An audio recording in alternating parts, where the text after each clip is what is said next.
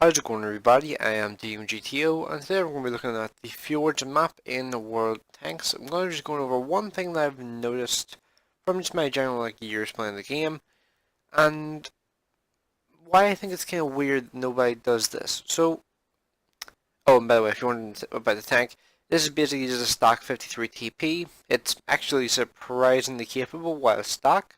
I was actually holding off on playing this thing until the 60 TP top of the tree. But I started playing this thing recently in preparation for the 6 TP top of the tree, and it's actually a surprisingly capable vehicle even when stock. I was pleasantly surprised by this thing. It's actually pretty awesome. But the main focus of this video is this position right here. This is an incredibly powerful position. Now, you might be wondering, why on earth is that?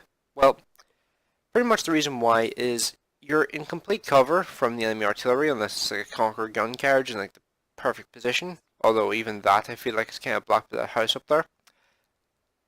It's the reason why it's pretty much perfect is because you have this rock here, you have all of these bushes here, and whenever somebody pushes around this corner here, they're either going to appear over there or they're going to appear right here. But usually you can like just see like the roof of their tank as they go past, so you can always tell whenever somebody's heading down towards that area there. So this position here works incredibly well as a defensive location because you're able to fall back behind these bushes and just wait to go on spot after you fire your gun. And if you do that, then the enemy does not know where you're going to pop up, because the closest they can get to this position while like staying relatively in cover is that position just down there behind that tree. There's like a little bit of low ground like right over there, and that's about 60 meters away from this position, which means they can't actually proxy spot you while you're in this location. Now you could argue that people in this location over here, or maybe going over here, could actually proxy spot you, but the thing is, if they're doing that, if you have one, maybe two tank destroyers, or even just your artillery back there, then they will just be able to shred whatever tank goes over to that position over there. This is an incredibly strong position. It is not the best protected from attacks from behind, but even then, it does have advantages when it comes to dealing with people from behind. You have all these bushes here, which means if you are spotted as you're like driving away when somebody's coming right behind you, then you can just drive forward out of these bushes and then go in, just basically go stealth, and then just use the bushes just from the opposite direction. So WZ-120 finally comes around the corner, so that was nearly 3 minutes of waiting for that moment. Now, you might be wondering, is that even worth doing? But this is a tier 9 medium tank. This is a tank that in a head-to-head fight, I have no doubt, given my experience in that tank, that thing would kick my ass in a head-to-head fight if I let it close range. So I was just really reluctant to actually push forward because, well, I knew there was an Oni in that location, and I didn't really want to take the risk of getting like module damage in the worst possible time. I see the WZ-120s coming around behind me, then I see the Lava puts a shot into the WZ. WZ, as I kind of guessed, fell back immediately after getting hit. I'm focusing on the tracking shot on the Oni, but the Oni actually gets hit by the Object 263 before I put my last shot into him, which means I basically the one to finish him off.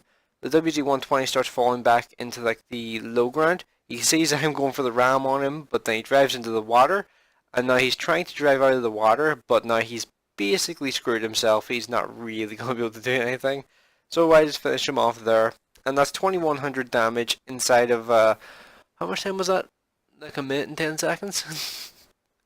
Like, that was an incredibly, like, fast-paced point in the fight. And that position there, like, just the element of surprise that position gives you, if someone starts coming around to a position where you're able to just hold them in position without being able to fall back behind the mountain, then you've got them. If you've got a decent rate of fire, you've got them, and they will not be able to escape from you.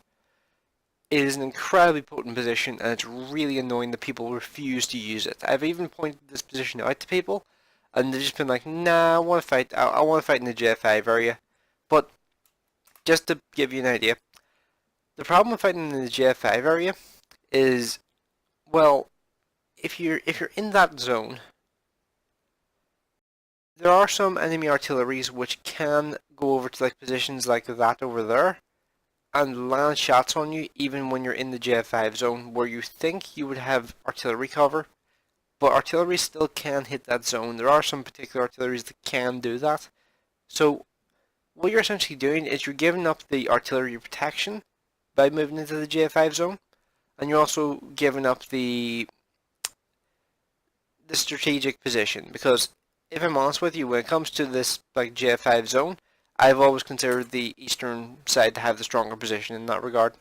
So now we can see that there's Carnarvon in front of us. I actually get penned to the front there. That was probably because I was over angled quite a lot. Now I'm going to focus on the IS. Let's go for the shoulder plate. Yep. Managed to get a shot straight through him there. Now I'm about 2750 damage. At this point, I spot the MX-1357 on the map and see where he's going, so I just immediately try to finish him off, and I successfully do so. By the way, this tank, this 105mm gun, it actually is really, really nice to use. I'm not going to like, I'm not gonna lie when it comes to that. Like, this is actually a pretty sweet gun.